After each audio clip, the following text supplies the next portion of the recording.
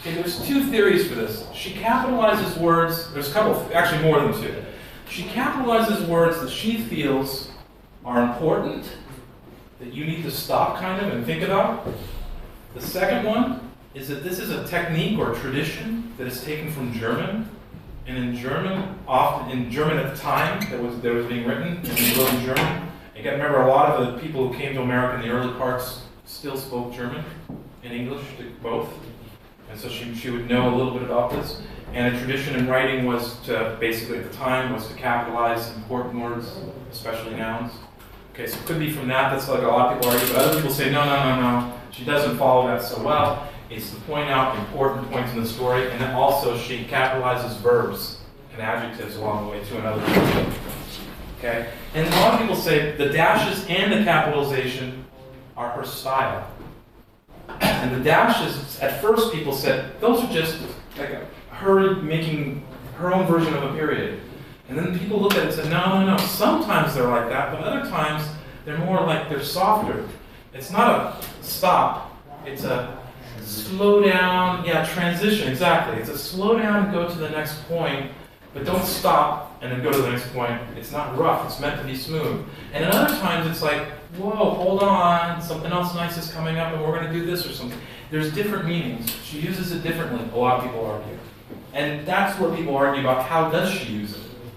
What, is there a normal way? Or is it different in every poem? And how are we supposed to decode it? And that's part of the puzzle of Emily Dickinson. But she often uses the four lines. So we've got the 4 lines, capitalization, the dashes, and then you've got this. A bird came down the walk, he did not know I saw. He bit an angleworm in halves and ate the fellow raw. There's a rhyme in there. And there's a rhythm in there. Yeah, raw and saw and raw, okay? Walk and halves don't rhyme, so it's the B and D. In the second line it goes, and then he drank a dew from a convenient grass, and then he hopped sideways to the wall to let a beetle pass. Exactly. So you got the first 2 stanzas, you've got the same rhyme pattern. But then you get to the third one, it goes, he glanced with rapid eyes that hurried all around. It's in the same rhythm. We've got the same rhythm going. They looked like frightened beads, I thought. He stirred his velvet head. Boom. Doesn't rhyme. Okay, there's 2 reasons for that. One, I don't know, she just stopped rhyming. Number 2, she wanted to get your attention. And I'll give you an example. Everyone, go ahead and look at me. Okay? Look at my hands. Kiri, you too. Okay, sorry. Wait. Up, down, up, down. 1, 2, 1, 2. Stop! I got your attention, right? You're used to me going up and down and 1 and 2 and stuff like this, and then I just did something that was off balance, and I got your attention. Do you know what a hypnotist is? A person who they do that little thing and they make you kind of go into a trance, whatever. There are ways that you can supposedly make a person, you hypnotize a person, and you get their confidence, you get their trust, and then you do something that puts them off balance. And that's when you hypnotize them. That's when they go into the trance. And it's the same way in poetry and a lot of things. You get them going, you get this nice little scene going, you get this nice little rhythm, and then all of a sudden, stop! Something happens. Everything just changes upside down, and your mind just goes, and you stop. And you have to stop and say, wait a minute, where's the rhyme? There's no rhyme there. And that's the author telling you, basically, this is something that's important. Something's happening here. Okay? And as a matter of fact, the rest of the poem kind of goes like that, too. Now, this is it's a very big stop. It's a very noticeable stop. You can see it.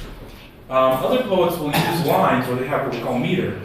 And it goes on, off. It'll be on. And we'll talk about this later on, but on. And then one little thing will be off, like in the 7th out of 10th little deal. And that's how they get your attention. And if you don't notice it, then you don't notice that he's trying to make this little point important. Okay? But that's why she does this. All right. And you notice she doesn't follow the rhyme anywhere near after this. So it's just like one in danger cautious, I offered him a crumb, and he unrolled his feathers and rode him softly home. The oars divide the ocean, to silver for a seam, or butterflies left banks of noon, leave flashes as they swim. It keeps the same rhythm, but there's no more rhyme. Okay? Okay, so I think she's intending for the first part and the second part to be noticed as being different. All right. Now we've analyzed this to death, when actually I think it is meant to be a nice, enjoyable, beautiful poem about nature. How much time do we have?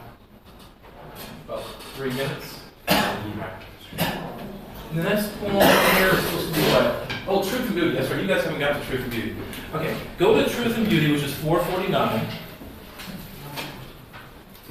Okay, and I'm just going to give you a real quick thing. There's a poem, before you read this, there's a poem written by a guy named Keats. And the poem it's called Ode on a Grecian Urn, which means a poem that's on a Greek vase. Okay, so basically, if you find it, you can find summaries of it and things like that. It's a very well-known poem. It's one of the most famous poems in all history, at least in English history. Okay, and it's beautiful. And the premise, meaning the meaning behind it, is this: truth is beauty, and beauty is truth. They aren't different. Okay, and you can see it. And it argues very well in the poem, and a lot of people, the reason it's so popular is because it does make sense after a while. So the closer something is to the truth, the more beautiful it is.